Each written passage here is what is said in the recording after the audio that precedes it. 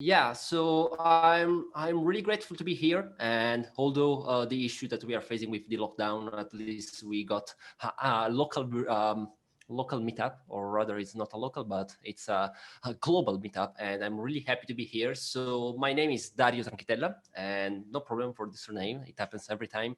And I'm an open source developer for Classics. And what is Classics? Classics, it's startup based in Milan, and we got also a branch in The Hague in the Netherlands. So what we are doing, we are bringing cloud native everywhere, and I joined Classics as open source developer almost a year ago when the pandemic started, by the way. And we released Capsule. And this presentation would like to bring you the multi-tenancy dilemma. And what is the multi-tenancy? Well, I hope that everything faced that because Kubernetes is made of some abstractions that are really cool to let your applications run on the same node, but without any issue interacting with other pods, services, and so on and so forth. So I'd like to present the issue. So I'm going to describe what is the multi-tenancy, which are the primitives in Kubernetes, and also the tiering. So let's start with this nice meme, also because I need to issue a spoiler. I'm really addicted to dank memes, so I'm really sorry for this. So let's start with this one, and let's talk about the multi-tenancy. So with the multi-tenancy, we can start applications in the same cluster, and we can ensure that these applications are not misbehaving because there are so many pods or so many services, so many ingresses, and so on and so forth. So we know that Kubernetes allows us to use the namespaces, and namespaces are really great because they are really useful to stack applications with logical unit. That's the namespace. So I really wanted to show this meme because, as you can see here, we got two cats, and this is the expectation, and rather we got the reality, and sometimes the reality is a nightmare. So let's play also with the Kubernetes, because Kubernetes allows us to use some primitives, some resources, the default resources. And I'm referring to the limit ranges, network policy, resource quota, and obviously the most famous one, the namespaces. So just a brief overview of the first three. And the limit range allows us to specify a minimum and a maximum amount of resources that a pod or a service or a persistent volume can consume. Let's take the example of the pod, okay? Because it's really simple. What happens if I start a pod without any limit?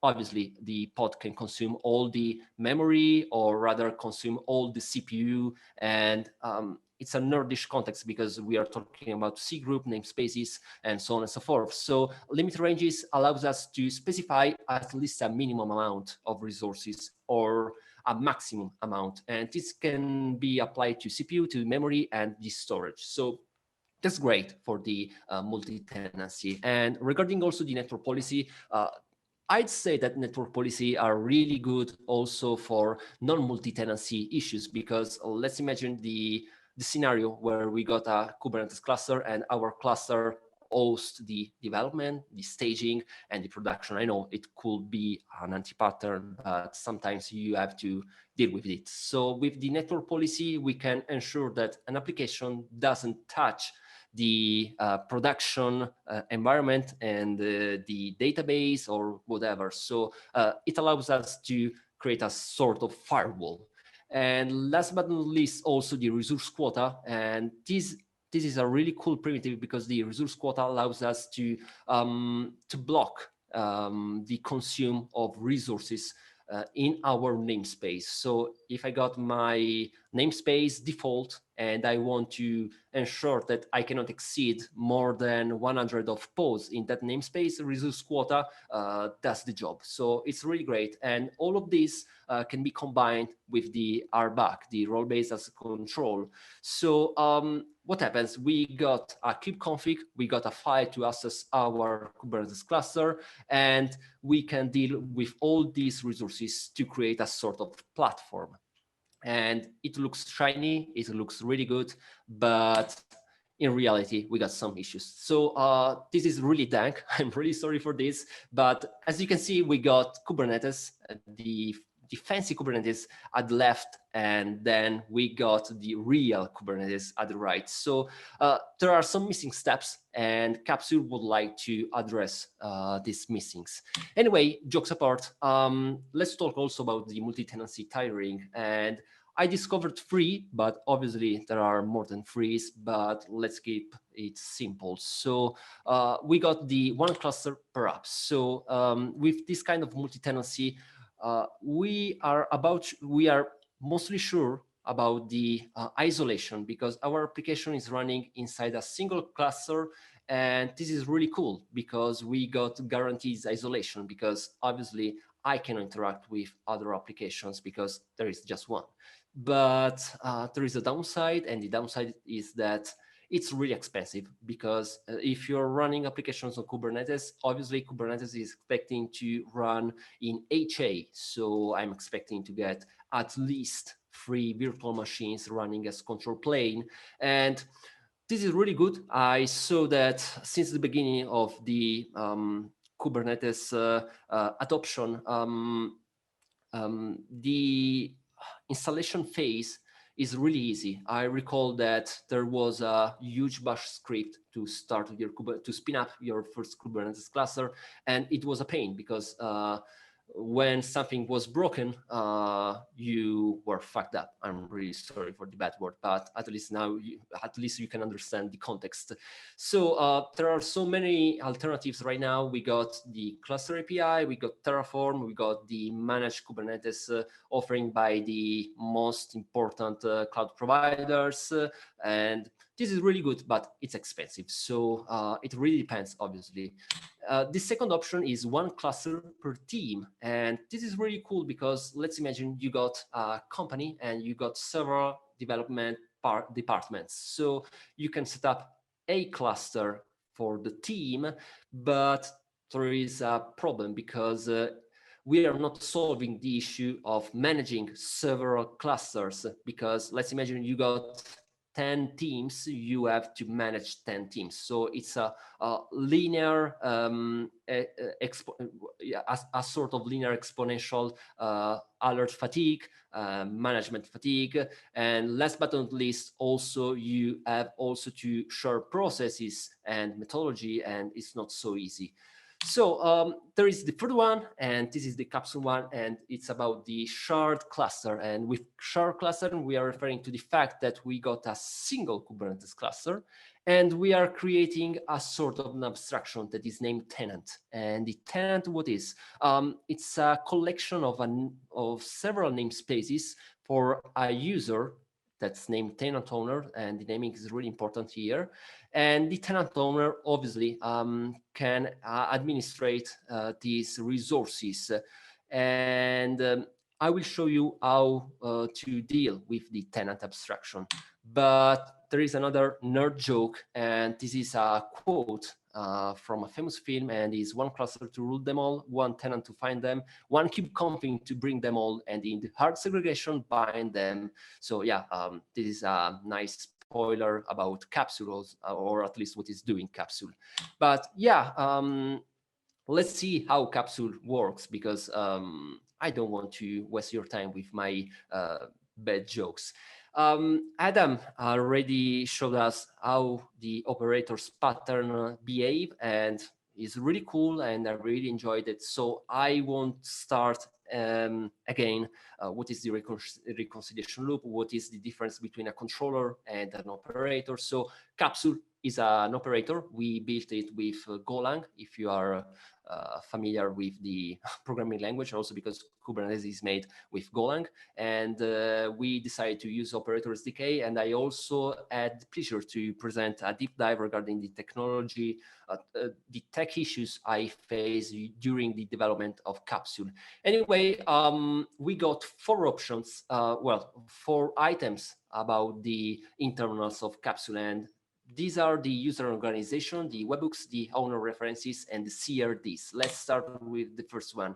So everything starts from the authentication of the users. So there is the need of a little preface here, because if you are managing Kubernetes, probably you always face the issue regarding the authentication. So if you used OpenShift is really cool because you got out of the box the authentication part. So you just need to issue OC login, if I recall correctly, insert your username, your password, and according to your OpenID Connect provider, you got all the stuff to interact with the cluster.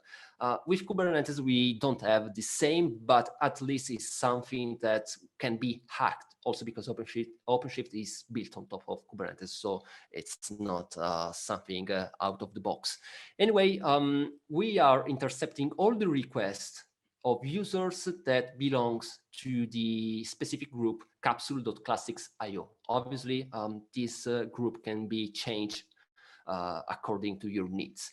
And all the API requests made by the users belonging to this group are intercepted, validated, and mutated. We'll see also how we can do that, but it's not a huge problem. We are talking about webhooks. And anyway, the users just need to issue the namespace creation. So I'm tenant owner. I'd like to start and create some application. What I need to do is just to issue kubectl, create namespaces. There will be also a demo about that. And just for the sake of sharing, the namespace creation is ensured by the cluster role capsule namespace provisioner that we are installing when capsule operator is installed into your Kubernetes cluster. So let's talk about webhooks, because these are really cool, because with webhooks, we can do whatever we want with the API request, because what are doing webhooks? They are doing something with the request payload, and this something can be editing the content, like adding fields, and this is quite common with the operators, because with CRDs, we don't have so much control about the default values. So if you need to put in place something really difficult as default strategy, you have to use webhooks, or at least the validating. Yeah, and we can validate the request, and we can also change the content. And this is really cool because we allows us to set a sort of policy enforcement. I would like to bring you an example regarding the webhooks, and the great example is the Open Policy Agent. And this is really cool because it allows us to extend the Kubernetes capabilities using a specific domain-specific language, and I'm referring to Rego. And with Open Policy Agent, you can set up a sort of multi-tenancy, and it's really great. We made up our first proof of concept just using Open Policy Agent, and if I recall correctly, it was Gatekeeper, and it was working, but we wanted to get a more tight integration with Kubernetes. So let's talk also about the owner references, because these are really important, because owner and controller references allows us to control also the garbage collector of resources. So why these are so important? Because with the controller references, we can create a hierarchical tree of the resources managed by another resource. And as Adam reported, the most easy way to understand this concept is the pod, because the pod is controlled by a replica set, and the replica set is controlled by a deployment. So when you trigger a deployment change, according to the pod template, the replica set is changed and the pod is issued, and the old ones are killed, according also to the update strategy. So what we are doing, as I said before, the tenant is an abstraction of the namespaces. So all the namespaces that are created by the tenant owner are referenced to the tenant using the controller reference. What's the difference between owner and controller? just a way, in a simple way, it's just a matter of a Boolean value regarding a key. But this is really important for the reconciliation, because with the owner, you are just setting the garbage collector feature, and with the controller, you're allowing also the operator to extract the parent resource. So when you're editing something inside your namespace, we are able to say, okay, you're operating on this tenant. Anyway, we'll see that. So the last item regarding the capsule internals are the customer use definitions, also because this is the main topic of the meetup. And what are CRDs? And what CRDs are open API specification free for Kubernetes, because the operator is able to grok this specification and check the actual and desired state and operates all the changes in order to accomplish what we would like to get. So Capsule handles just a single CRD, and I'm really happy about this, because in the past, I'm a software engineer. I've been a platform engineer. I manage several Kubernetes clusters for my employers and also for my freelance activities. And I always face the issue with the CRDs. So I'm not a big fan of so many CRDs, because it's a pain in the long term dealing with the CRDs. So I just wanted to keep Capsule in a simple way. So there is just a single CRD, and it's the tenant definition, and everything else is managed by the Kubernetes primitives. So I don't have to install custom plugins. I don't have to create abstractions. What I have to do, if I am a tenant owner, is just to issue the command kubectl create namespace and my namespace name. And I think that's really cool, because it's a Kubernetes native experience. There is no need to hack your environment or whatever. So I'm really proud about that. But I know that I'm just talking too much, and it's demo time, and I'm going to share another screen. Can you see it, by the way? I'd say, yeah, absolutely. You should see my, my terminal, Tmax, and I just record some, I just record some Askinema, and I'm going to show this to you. So how can we create a tenant? So tenant is really easy, because we are the cluster administrators. So we would like to allow cluster some tenant owners to handle some namespaces under the tenant. And as you can see, you just need to apply the YAML, and you can get the tenant list also using the short name, and it's TNT, and it's really easy. I don't want to deep dive too much into the specification, and just for information, the specification are the one provided by Kubernetes. So if you want to deal with the network policy, the limit ranges, you just need to use the specification provided by Kubernetes. So easy, really easy peasy, lemon squeezy. And let's play also the, I'm sorry for the background noise, but I really love my mechanical keyboard.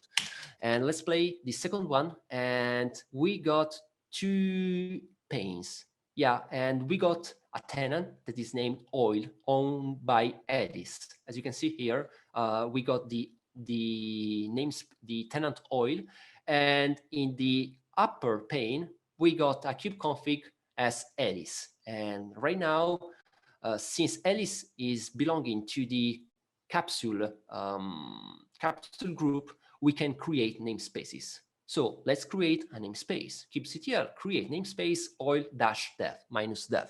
And as you can see, the namespace has been created, and it has been attached to our tenant. Because if I get the tenant list, as you can see, we got the namespace count that's been increased by 1.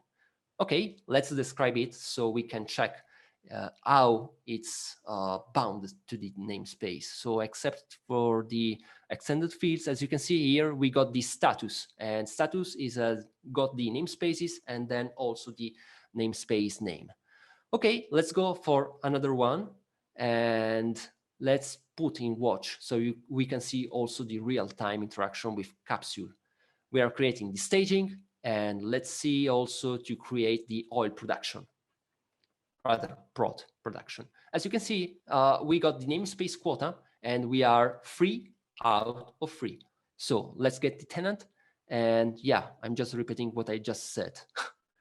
We reached the limits because we want to enforce the maximum amount of namespaces that can be created by Alice. What happens if we try to overflow this? Ta-da! Webhook, we cannot. We have to edit the tenant. And all of this is handled by the webhooks. And behind the scenes, there are a lot of other parts involved, but I don't want to talk about this. And let's increase the namespace quota up to 4.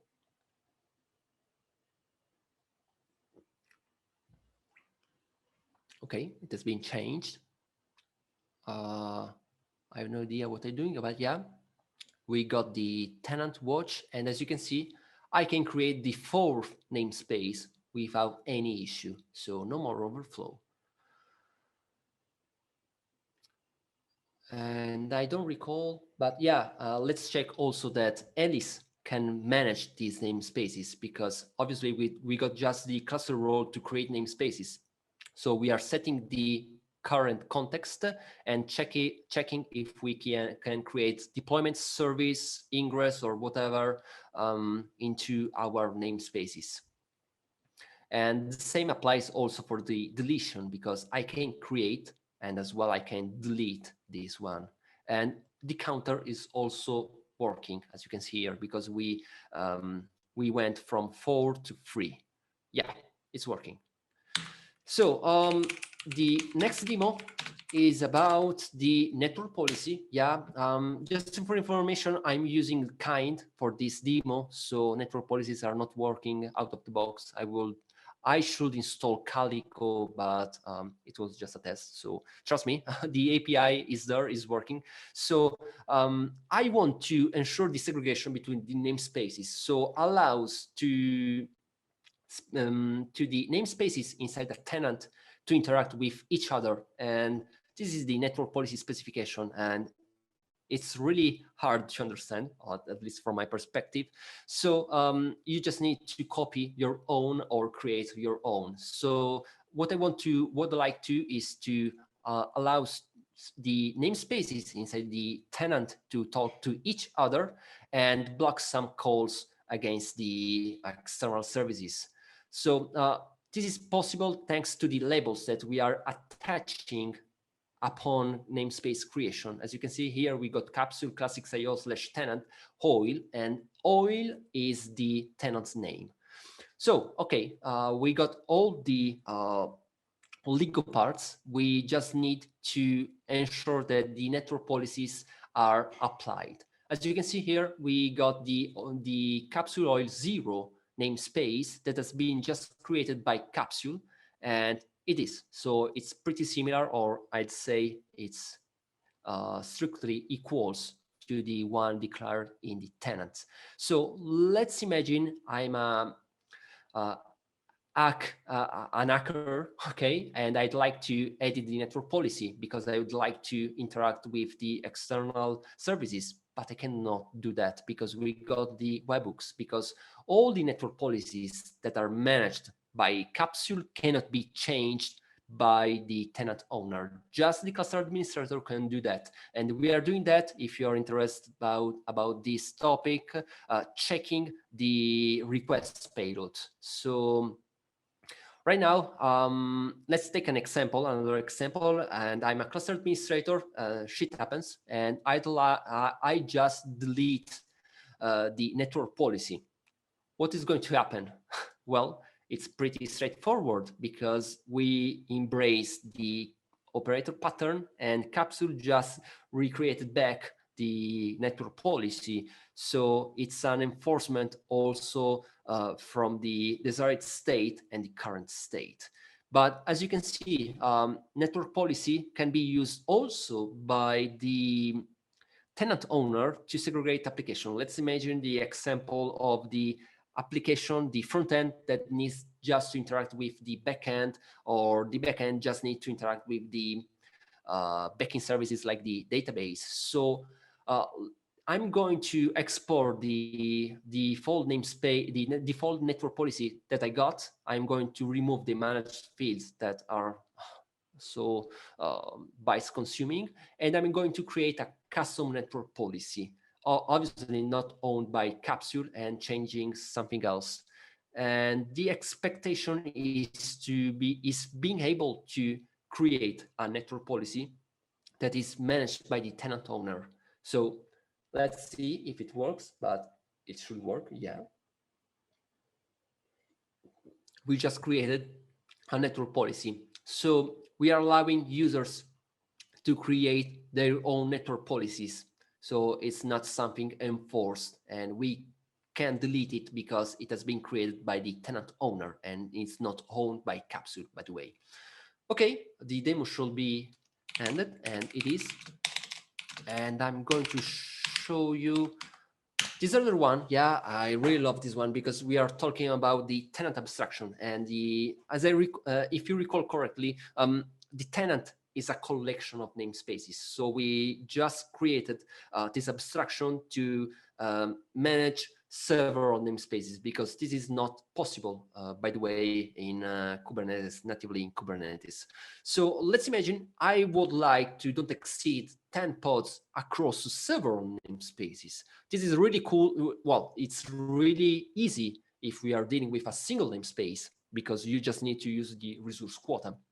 But resource quota are namespace scoped, and this means that you cannot say, okay, Kubernetes, I'd like to enforce at least 10 pods across this set of namespaces. There isn't this sort of aggregation. So what I'm doing, or well, what I did is to create a namespace, the development one, and spawning free Nginx free Nginx pods. Then switching to the staging one and creating another deployment, and it's my staging app, and scaling up to 4, probably, if I recall correctly. It was free, Dario? Yeah, it was free. Yeah, it has been scaled. And let's check the resource quota also, because as I said before, the resource quota is scoped to the namespace. And as you can see here, there is something odd because we got pods free out of 10.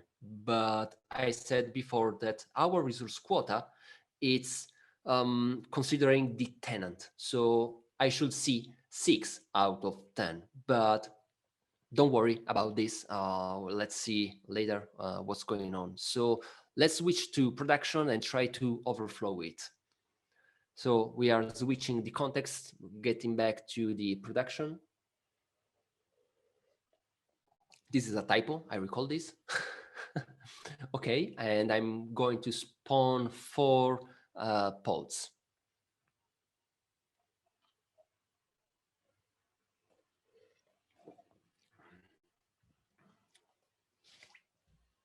Okay, we got just a single pod, and if you recall correctly, we got free, and this one, let's put 4 in order to achieve the 10 limit. Okay, typo.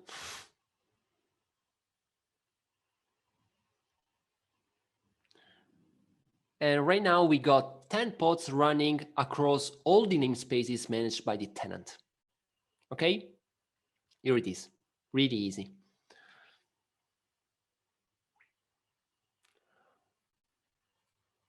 What happens if we try to exceed this quota? Okay, let's start the Redis one. I'm really addicted to Redis also because it's a really cool project, by the way, and it has been made also by an Italian, so proudly Italian. Okay, the deployment has been created, but there is something that is not working, as you can see here. So we got the Nginx, but there is no Redis, and the deployment is not working. Let's check the replica set. The replica set is asking to get a single pod, but the current is 0.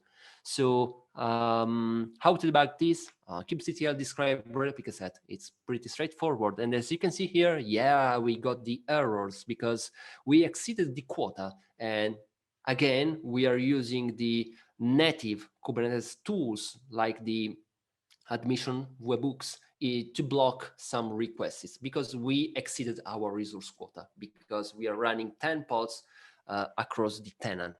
So what we can do here right now, I'm just showing how the resource quota is working. So in each namespace, we are blocking further creations. And we are using the native resource quota API, so it's not something custom. It's just the official API provided by Kubernetes. So we block the creation of pods 3, 3, and 4 across dev, staging, and production. And overall is 10. So we limit the pods creation, and this can be applied to pods, to persistent volumes, to the config max, and so on and so forth. So it's really non-opinionated. You can just use the tools provided by Kubernetes to select your resources. Yeah, okay, so I just show you how to deal with the limits across a set of namespaces. So let's see the Ingress class. So yeah, it's really important because let's imagine I'm dealing with a sort of container as a service platform, and I'd like to let users to expose their applications. Obviously, how can you do that? You can do that using the Ingress class, and Ingress class has been changed as API starting from 1.18 probably. I don't recall because there was the annotation rather than the specification field. But as you can see here, the specification is really straightforward because we got an allowed list and also a regex. So let's take the example. I would like to let tenant owners to start ingresses just using the default class, okay? Because we got IP requirements or anything else. So Alice is our tenant owner would like to deploy this ingress. And as you can see here, I'm going to change the annotation and switching from default to forbidden. Dang.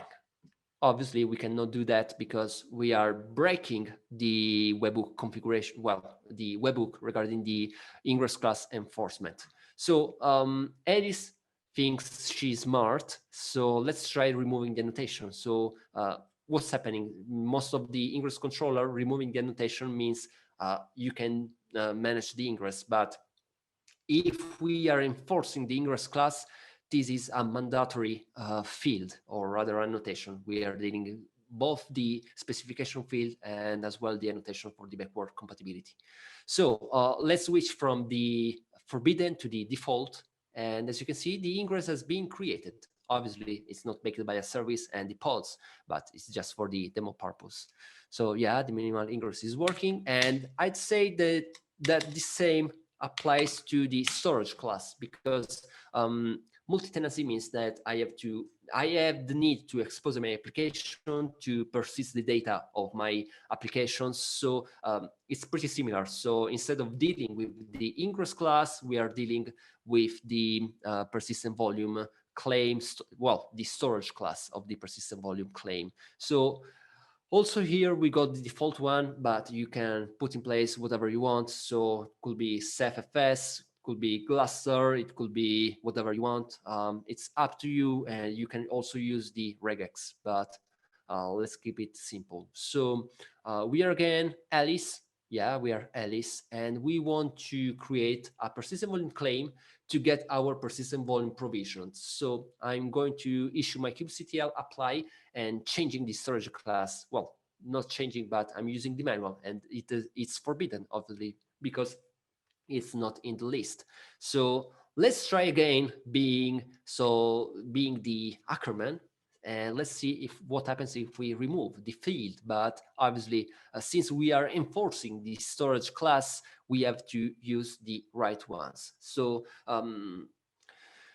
just for the sake of sharing, we are using the default. And as you can see here, the persistent volume claim has been created. Obviously, there is no persistent volume behind because we are using kind. There is no storage provisioner, but it's up to you. Set up your cluster. So we are running out of time, and I'm really sorry, but this is really cool also regarding Capsule and namespace filter, but I'd like to show on my own. So I think that I can change. Well, I don't need to change, but yeah. As you can see here, we got the kind capsule system context. It means that I'm the cluster administrator, and if I issue kubectl get namespace, I can get list all of my namespaces. But let's take the example of being Alice, or rather Alice oil. Well, no. Let's restart. So I'm really sorry. It's late. So we got two tenants, as you can see here. We got gas and oil, and gas is managed by Bob, and oil is managed by Alice. So Alice and Bob created several namespaces. We got oil dev production staging and gas dev production staging. So what happens if Alice try to get a list of namespaces? So we are exporting the kubeconfig, kubectl get namespaces.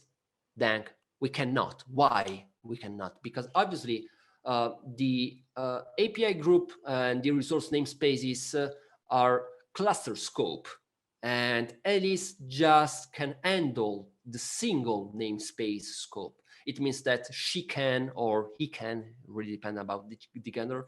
Anyway, they can manage the deployments, the services, and all the resources in the namespaces. But this is pretty annoying because how can Alice know which namespaces she or they are handling? So there is a nice tool that we developed because we faced the issue with a customer that is adopting a Capsule for public containers as a service platform. And this is the Capsule proxy. And I got a local instance that is running. I'm just showing you here that is working. It's Goland, and it's Capsule proxy, and it's listening on port 9001. And what I'm doing here is to export this time the right kubeconfig. And just for the sake of sharing, I like to use less. As you can see here, we got the certificate authority. We are using the local host server, and this is the endpoint for the Capsule proxy, and the client certificate and the client key, and so on and so forth. So what happens if now, using this context, I get the namespaces? Wow, this is really black magic, because Alice can get the list of namespaces just managed by her tenants. So we got just a single tenant, and it's oil, but at least we are getting the list of the namespace, the dev, the production, the staging one. And this is working also in case of Bob. If you recall, we got Bob, and it was gas capsule. I don't recall. Yeah, probably. Just to be sure, it should be right. And yeah, it is. So we are filtering all the requests, and this is not a kubectl plugin, but just for sharing this, these are real calls against the API server, and it's a simple proxy because we are filtering requests upon the label selector of the namespaces. So it's not rocket science. We are reusing the logic provided by Kubernetes, allowing users to get list of their namespaces. And I'm really excited about this because it's fixing the multi-tenancy issue, because what do you had to do? In the past, you had to create a sort of plugin interacting with an external API and returning all the data in JSON, in YAML, or whatever. And also regarding CLI is really hard to create a sort of plugin because, as you can see here, let's see. Well, let's put in less. It's better. You got the table kind. That is not presented here, but trying to create the JSON that is going to be consumed by the kubectl is really hard. So we decided to delegate this really annoying task to Kubernetes that is doing it properly and efficiently.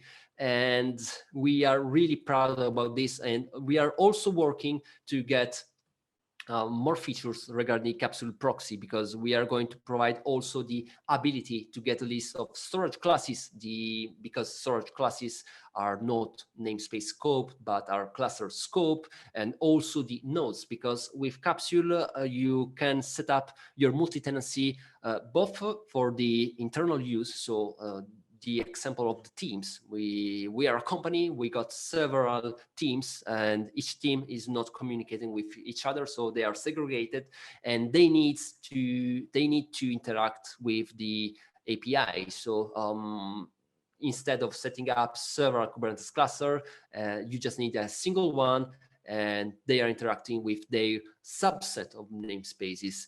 But at the same time, it's really useful also for the public approach. So let's imagine the fact a sort of Heroku. You know, I'd like to get my namespace as a service. You can use Capsule, and you can provide all the required facilities to access the resource quota, the list of nodes. Also because with Capsule, there is a nice feature that I hadn't the time to show you properly, and it's the bring your own device approach, because in the end, you can also manage the placement of the pods. So let's take an example. I would like to create several tiers of quality of service for the pods because of the noisy neighbors, or rather any security constraint. You can specify that the pods running in the tenant oil, just for example, needs to be run on the node gold or whatever, so something that it's strictly forbidden to other pods. We are not using the taints and toleration, but we are using the scheduler annotation into the namespace annotation. And last but not least, and let's see if it's working. Yeah, we got also a nice Lens extension. And in case you missed, Lens is a sort of IDE for Kubernetes, and this is the Lens extension. Well, the Lens IDE that is running against the local Kubernetes in Docker instance. We can see whatever we want. We got the list of pods and so on and so forth. And we got also the tenant, or rather the Capsule extension. And as you can see here, we got the list of the tenants, and we can edit and do whatever we want. So honestly, I'm not a big fan of the dashboards. I'm not a big fan of the ClickOps. I rather prefer interacting with the CLI and the manifest. And I always try to avoid typing commands from the production, because the production should be a blocked environment. I don't have access to production. There is just GitOps doing whatever we need to. Anyway, you know, management loves the dashboards. Management loves also the charts and so on and so forth. So we decided to go for this nice dashboard, so we can do whatever. So we can enforce, well, at least we can see the list of the enforced container registries, the specific owner of the tenant, the quota, and the actual count, the storage classes, the resource quota that, let's see, yeah, we can show the resource quota, the limit ranges, all the network policy, and so on and so forth. And we got also the list of the namespaces. So I would like to check out what is doing GasDev. Just need to check it. And as you can see here, I can see whatever I want. And also regarding the resource budget, and I can filter by namespace. So let's see GasDev, and I can check what's going on. So we get the quota regarding the pods usage and so on and so forth. And this is really interesting because this is the quota of the current namespace, and this is the tenant budget. So if you recall the demo regarding the number of pods spawn across the tenant. And yeah, I'd say that the demo time finished, and also my presentation, just sharing that Capsule is Apache 2 licensed, and we got everything open source. We got the Capsule core that has been built using Project SDK. We got the Capsule proxy. We got also the Capsule Lens extension. Feel free to reach me for further questions or anything else. I really love to interact with people, and also because I'm really addicted to the multi-tenancy issue. There is also a specific special interest group in the Kubernetes community, and we presented also Capsule, and we are planning further integrations. So I'd say that we can stop the screen sharing here, and let's start for the question and answers. So thank you so much. Thank you very much, Dario. That was quite an impressive demo indeed. I think we had a question in the chat, but it seems to have been answered, David. Yes, correct. I think the presentation was good enough that it doesn't require questions anymore. There's indeed a lot of information to ingest. Thanks a lot. It was cool to see the integration of Lens. I wasn't expecting that. Pretty nice. But yeah, it has been really cool also because I'd say that I'm not a big fan of dashboard, as I said before, and it has been really challenging also because Lens, they are trying to create an ecosystem of extensions, and they build a sort of SDK, and we are the third vendor creating the extension, and we are really proud about that also because I saw in the community, and I'm really addicted to community, also the Italian one, honestly, and Lens is helping the end users to understand better Kubernetes. So having a visualization is better than dealing with the CLI output, also because I'd like to be a machine, but I am a human, unfortunately. Yeah, cool, thank you. Yeah, if anyone has any questions, please shout now. Otherwise, you know where to reach Dario. Yeah, I have a last minute question. Go for it, Joey. Also from the Netherlands. I am wondering if it's used in production by a product right now. Yeah. Well, there is this little joke because Classics has been hired by an Italian hosting provider to build a containers as a service platform, and they were evaluating OpenShift, Ranger, and so on and so forth. And Adriano, the CEO of Classics, contacted me because I'm pretty active into the local communities, asking me, do you know if there is any open source multi-tenancy operator? And I said, no, but let's build a new one together. So we decided to start with Capsule.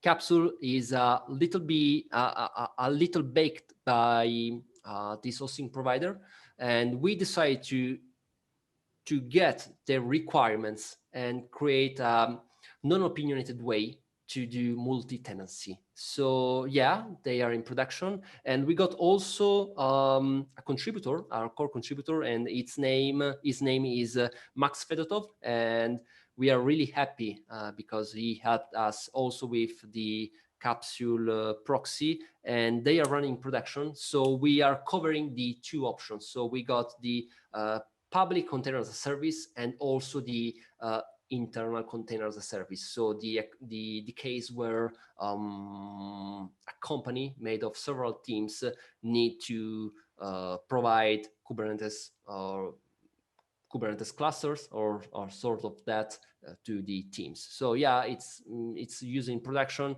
and we are trying also to provide as fast as possible bug resolution. So also regarding the feature requests, we are looking for feedbacks by community also because we would like to get more adoption by the community. So feel free to reach me on Twitter, on LinkedIn, or whatever you want to ask me, hey, what about this feature, or how can do this one? So we are really open to help people because we would like to fix the issue. Yeah, thank you very much. It's a very impressive product, and I wish you all the best.